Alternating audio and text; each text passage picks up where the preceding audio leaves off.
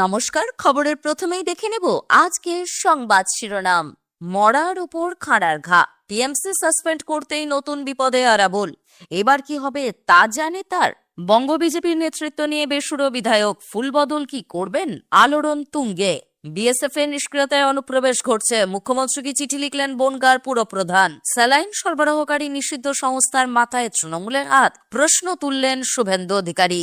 বাংলাদেশ সীমান্তে বিএসএফ এর উপর হামলা করল দুষ্কৃতীরা, পাল্টা গুলি চালাতেই গেল ওপারে। 100 দিনের কাজের টাকা বন্ধ কেন? 3 বছরের জবাব চাইতে বিজেপি অফিসে গ্রামীণ শ্রমিকরা। সদস্য সংগ্রহ অভিযানে রাজ্য জুড়ে ডাহা ফেল বিজেপি, আশা জিয়ে রাখলেন রানাঘাটের বিধায়ক। রাজনীতি থেকে বিরতি, মাথা মুড়িয়ে হজযাত্রায় তৃণমূল সাংসদ ইউসুফ পাঠান। 2000 অভিযোগে গ্রেফতার মাত্র 35, তবু ইউনূস সরকার বলছে সংখ্যালঘু নির্যাতন বরদাস্ত নয়। বাংলাদেশের লুট, মন্দিরে চুরি গেল কালীমূর্তি, গয়না। ইস্কনের রাধারমন দাসের পোস্ট ঘিরে আশঙ্কা। শৃঙ্খলা প্রশ্নে কড়া তৃণমূল, কোনো রেয়াত নয় নীতিতে কার কার বিরুদ্ধে কোপ, চমকে দেবে তালিকা। প্রিয় দর্শক, আজকের খবরগুলি অনেক গুরুত্বপূর্ণ, খবরগুলি সম্পূর্ণ শুনবেন। আসছি বিস্তারিত খবরে। দল থেকে গ্রেফতার হতেই ফের একবার ভাঙড়ে তাজা নেতা আরাবুল ইসলামের বিরুদ্ধে সক্রিয় হলো পুলিশ। রাতারাতি আরাবুল তার ছেলে সহ 9 জনের বিরুদ্ধে দায়ের হলো মামলা, যার জেরে ফের একবার আরাবুলের গ্রেফতারি নিয়ে ভাঙড়ের জল্পনা শুরু হয়েছে। ওদিকে শুক্রবার সন্ধ্যায় সাসপেনশনের খবর প্রকাশ্যে আসার পর থেকে মুখে কুলু পেটেছেন আরাবুল। কোনো প্রতিক্রিয়া দেননি তার ছেলে হাকিমুল। ভাঙড়ের রাজনীতিতে নিজের মাটি ফেরত পেতে যখন মরিয়া চেষ্টা চালাচ্ছিলেন আরাবুল ইসলাম, ঠিক তখনই তাকে সাসপেন্ড করেছে দল। তবে এবারই প্রথম নয়, আরাবুলকে সাসপেন্ড করেও এর আগে তাকে ফিরিয়ে নিয়েছে তৃণমূল। সে কথা মাথায় রেখে এবার সাসপেনশনের পরে প্রকাশ্যে টু শব্দটি করেননি আরাবুল। তবে পরিস্থিতি যে বদলে গিয়েছে তার টের পাওয়া যায় শুক্রবার রাত বাড়লে। জানা যায়, ভাঙড় 2 নম্বর পঞ্চায়েত সমিতির সভাপতির বিরুদ্ধে বিজয়গড় থানায় অভিযোগ দায়ের করেছে পুলিশ। বৃহস্পতিবার ভাঙড় 2 নম্বর বিডিও অফিসে উত্তেজনা ছড়ানোর ঘটনায় আরাবুল, তার ছেলে সহ 9 জনের বিরুদ্ধে খুনের চেষ্টার মামলা দায়ের হয়েছে। ভাঙচুর, সরকারি কাজে বাধা সহ একাধিক অভিযোগ দায়ের হয়েছে তাদের বিরুদ্ধে। এরপরই আরাবুলের গ্রেফতারি নিয়ে নতুন করে জল্পনা শুরু হয়েছে ভাঙড় জুড়ে। সবচেয়ে করুণ অবস্থা আরাবুলের ঘনিষ্ঠ অনুগামীদের। আরাবুলকে তৃণমূল সাসপেন্ড করায় কিং কর্তব্য বিমূঢ় হয়ে পড়েছেন তারা। অনেকেই মনে করছেন আরাবুলের রাজনৈতিক ভবিষ্যৎ অন্ধকারাচ্ছন্ন। ইতিমধ্যে তাদের অনেকে শওকাত অনুগামী নেতাদের সঙ্গে যোগাযোগ শুরু করেছেন বলেও সূত্রের খবর। আবার বেসুরো বিজেপির গঙ্গারামপুরের বিধায়ক সত্যেন্দ্রনাথ রায় গঙ্গারামপুর বালুরঘাট লোকসভা কেন্দ্রের অন্তর্গত। 2021 সালের আগে সত্যেনবাবু তৃণমূল কংগ্রেসে ছিলেন, তারপর বিজেপিতে আসেন। কিন্তু এখন পদ্মপার্টিতে তার মোহভঙ্গ হতে শুরু করেছে, যার জেরে তিনি এখন পার্টির নেতৃত্বের ভূমিকা নিয়ে প্রশ্ন তুলে দিয়েছেন। আর এখন সংগঠনের দরকার নতুন নেতা, যিনি শক্তিশালী বোঝাপড়ার মধ্যে দিয়ে দলকে এগিয়ে নিয়ে যাবেন। এখনো বিজেপির রাজ্য সভাপতি ঠিক হয়নি বাংলায়। তার আগে এমন মন্তব্য বেশ তাৎপর্যপূর্ণ। এতে রাজ্য বিজেপির অস্বস্তি বাড়ল বলে মনে করা হচ্ছে। এদিকে 2024 সালে বাংলায় বিধানসভা নির্বাচন হবে। তার আগে সংগঠন ঢেলে সাজাচ্ছেন কেন্দ্রীয় মন্ত্রী সুনীল বনসাল। বুথ সভাপতি এবং মণ্ডল সভাপতি নির্বাচনও আছে বাংলায়। এটা বিজেপির অভ্যন্তরীণ সংগঠনের নির্বাচন। সেখানে বিজেপির গঙ্গারামপুর বিধানসভার বিধায়ক সত্যেন্দ্রনাথ রায় সংবাদ মাধ্যমকে বলেন, এখন নতুন নেতৃত্ব নিয়ে আসার আদর্শ সময়। অনেক আগে এটা ঘটছে বলে মনে হতে পারে, তবে সময় নিয়ে তা করা দরকার। কিন্তু বিধায়ক এবং মণ্ডল সভাপতিরা উদ্বিগ্ন, কখন এটা ঘটবে। পশ্চিমবঙ্গে বিজেপির সঠিক নেতা এমন একজনকে হওয়া দরকার যিনি সংগঠনকে ভালোমতো বোঝেন, এটাও তার মত। অন্যদিকে বিজেপির সংগঠন যে বাংলায় তলানিতে পৌঁছেছে সেটা প্রত্যেকটি নির্বাচনে গোহারা হওয়ার পরিসংখ্যান দেখলেই বোঝা যায়। 21 নির্বাচনে বিজেপি বিধায়ক সংখ্যা হয় 77, যা এখন 66-তে নেমেছে। তারপর থেকে পুরসভা, পঞ্চায়েত, লোকসভা এবং উপনির্বাচনগুলিতেও গোহারা হয়েছে বিজেপি। এই আবহে গঙ্গারামপুর বিধায়ক সত্যেন্দ্রনাথ রায়ের বক্তব্য, আমি মনে করি না দলের প্রত্যেক নেতাই সংগঠন ভালো করে বোঝেন। এছাড়া এই বালুরঘাটের বিজেপি সাংসদ সুকান্ত মজুমদার, যিনি এখন কেন্দ্রীয় সরকারের প্রতিমন্ত্রী, সেখানে বিধানসভা কেন্দ্রের বিধায়কের দলের বিরুদ্ধে এমন চড়া সুর বেশ বেমানান। তিনি কি আবার ফুল বদল করবেন? এই প্রশ্ন উঠতে শুরু করেছে। যদিও তিনি এই বিষয়ে কোনো মন্তব্য করতে চাননি, বরং কেন্দ্রীয় নেতৃত্বের আরো সক্রিয় ভূমিকা নেওয়া দরকার, যাতে বঙ্গ বিজেপির সাহায্য হয় এবং তৃণমূল কংগ্রেসকে পরাজিত করা যায় বলে তার মত। বিজেপি বিধায়ক সত্যেন্দ্রনাথ রায়ের কথায়, আমি দলের দুই নেতা সুকান্ত মজুমদার এবং শুভেন্দু অধিকারীকে বলে দিয়েছি, একেবারে নিচু স্তরের কাজ না করলে বিজেপি জেতার জায়গায় আসবে না। বাংলাদেশে এখন চরম অরাজকতা চলছে, আর সেই সুযোগ নিয়ে ওপার বাংলা থেকে এপার বাংলার সাধারণ মানুষ থেকে শুরু করে জঙ্গিরা চলে আসছে বলে অভিযোগ। সেখানে বিএসএফ এর ভূমিকা নিয়ে বড় প্রশ্ন উঠছে, কারণ বাংলার সীমান্ত দিয়েও ঢুকে পড়ছেন ওপার বাংলার নাগরিকরা। অনুপ্রবেশ ইস্যুতে অত্যন্ত কড়া পদক্ষেপ করছে বাংলার পুলিশ প্রশাসন, কিন্তু সীমান্ত রক্ষী বাহিনী তা ঠেকাতে পারছে না।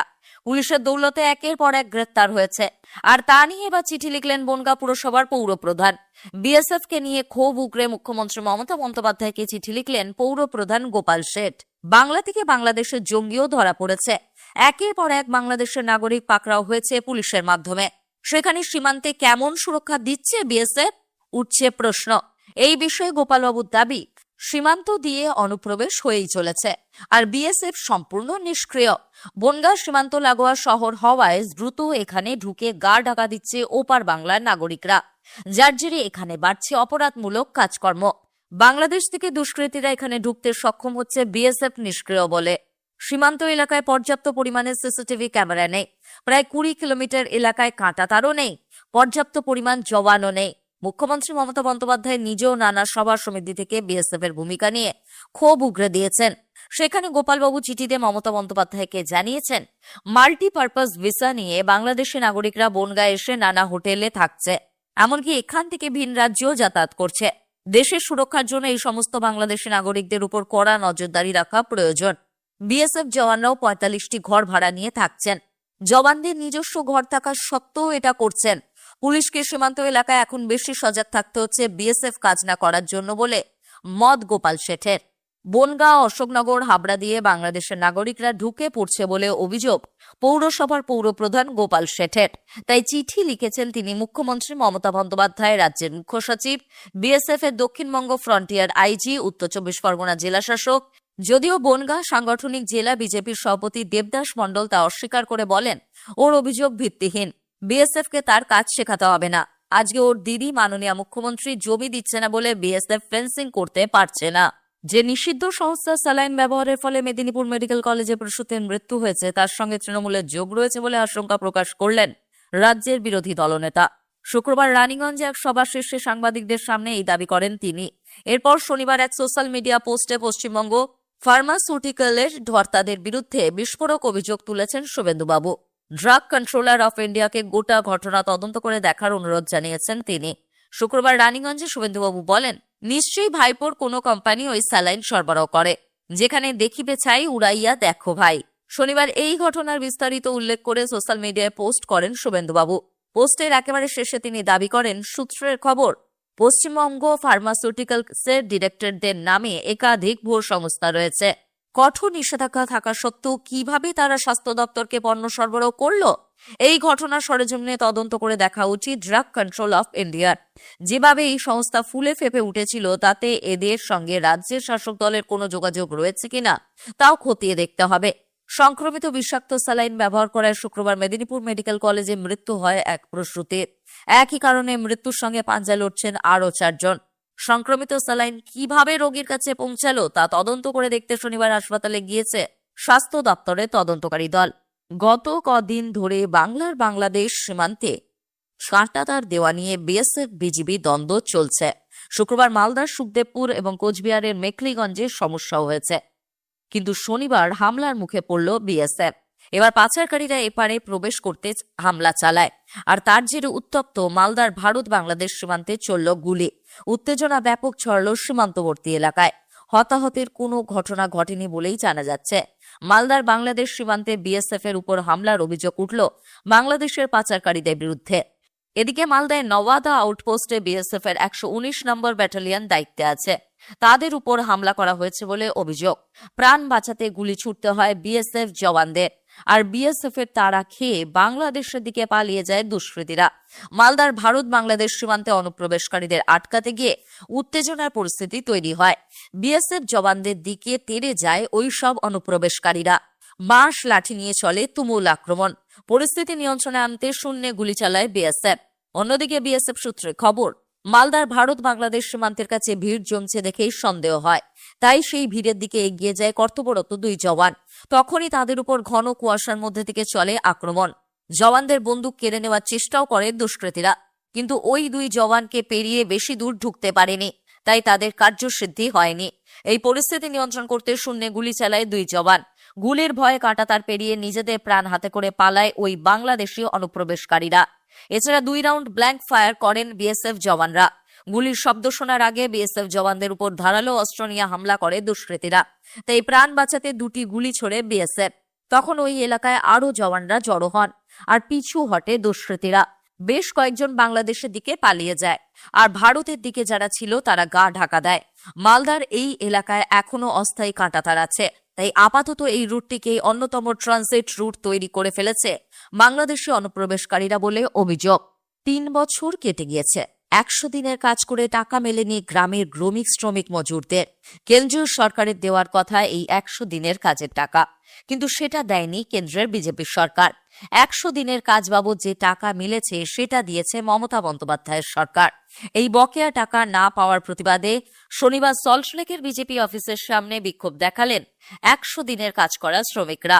তাদের অভিযোগ, গ্রামীণ এলাকায় কর্মসংস্থানের জন্য এই টাকা না পাওয়ায় সমস্যায় পড়েছেন বড় অংশের জব কার্ড হোল্ডাররা। কেন কেন্দ্রীয় সরকার 100 দিনের কাজের টাকা বন্ধ রেখেছে, তুললেন প্রশ্ন। শনিবার বাংলার নানা জেলা থেকে ক্ষেত মজুর সংগঠনের শ্রমিকরা জড়ো হন বিজেপি অফিসের সামনে, আর তাতেই চমকে যান উপস্থিত বিজেপি নেতাকর্মীরা। পরিস্থিতি বেগতিক দেখে বেরিয়ে আসেন বিজেপির রাজ্যসভার সাংসদ তথা মুখপাত্র শ্রমিক ভট্টাচার্য, আর এই ক্ষেত মজুরদের প্রতিনিধি দলকে বিজেপি অফিসে একটি ডেপুটেশন দেওয়ার সুযোগ করে দেন। একই সঙ্গে বিজেপি সাংসদ শ্রমিক ভট্টাচার্য সকলের সঙ্গে দেখা করেন এবং এই বিষয়ে ব্যবস্থা গ্রহণে উদ্যোগী হবেন বলে তাদের জানান। যেখানে এই 100 দিনের কাজের ক্ষেত্রে দুর্নীতি হয়েছে বলেই টাকা আটকে আছে বলে এতদিন বলেছিলেন বিজেপি নেতারা।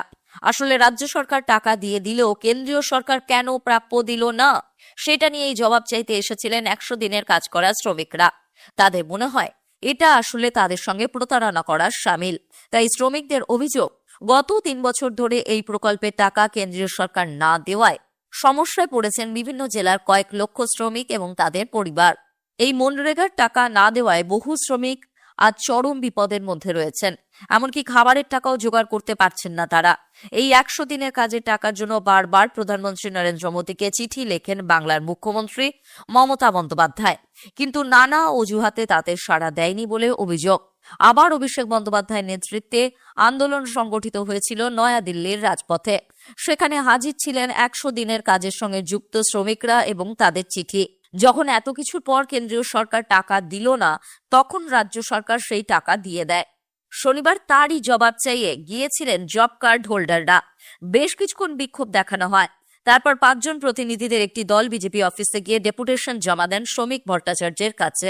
এই বিষয়ে শ্রমিক বলেন, বিক্ষোভকারীরা তাদের দাবি নিয়ে নবান্নে যান। এটা কোনো সরকারি দফতর নয়, বিজেপির কার্যালয়।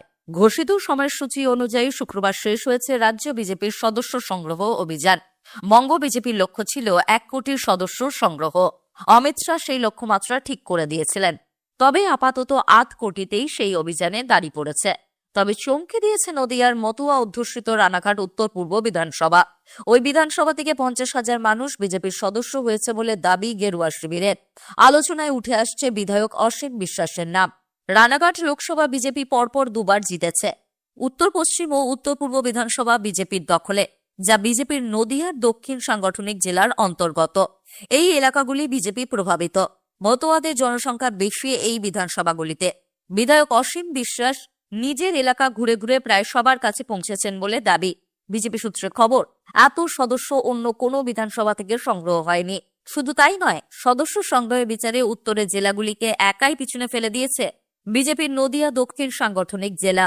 দক্ষিণবঙ্গের অন্যান্য জেলার মধ্যে ভালো সংখ্যায় সদস্য মিলেছে নদিয়া উত্তর, বারাসাত, পুরুলিয়া, কাঁথি, তমলুকে।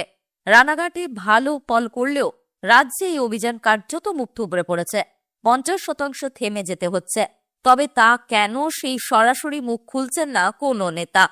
তবে সদস্য সংগ্রহ অভিযানে প্রমুখ রাজ্যসভার সাংসদ শ্রমিক ভট্টাচার্যের দাবি, 50 লক্ষ সদস্য আমরা ইতিমধ্যেই করে ফেলেছি, এখনো অভিযান চলছে, শেষ হতে হতে 60 লক্ষের কাছাকাছি পৌঁছে যাব।